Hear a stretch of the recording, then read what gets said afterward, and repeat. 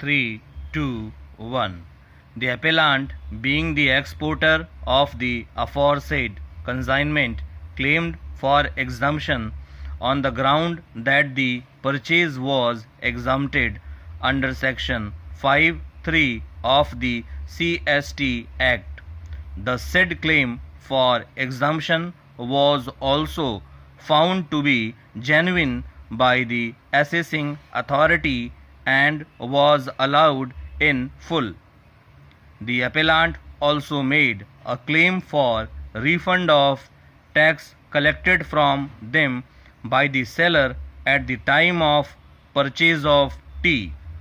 The said claim was rejected by the assessing authority, and it was held that they cannot claim for refund under Section 44 of the KGST Act, since they have not paid the tax to the department, but it was the sellers who have paid the tax, and therefore under the provisions of Section 44 of the KGST Act, the refund that could be made is to the dealer only, and the assessee being not a dealer, no such refund could be made to the appellant or assessee. Being aggrieved by the aforesaid order, the appellant filed an appeal before the Deputy Commissioner Appeals, who considered the contentions of the appellant, and upon going through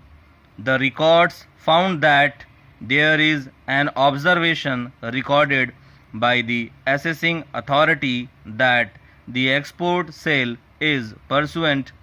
to the prior contract or prior order of the foreign buyers, and also that export sales are supported by bill of lading, export invoices, etc.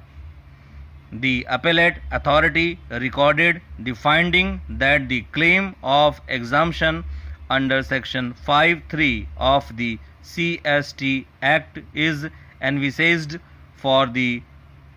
penultimate sales or purchase proceeding, the sale or purchase occasioning the export. However, with regard to the refund, it was noted that the goods purchased are taxable at the sale point, and hence the liability to pay tax is on the part of the seller. Accordingly,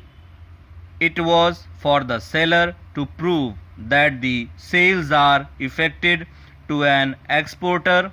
in pursuance of prior contract or prior orders of the foreign buyers. It was held by the appellate authority that since in the present case the aforesaid sellers, namely the planters who sold tea to the appellant and on whom the burden lies to prove before the assessing authority that his sale is for fulfilling an agreement or order of the foreign buyer, had not satisfied those conditions of discharging his burden, so the appellant is not entitled to refund.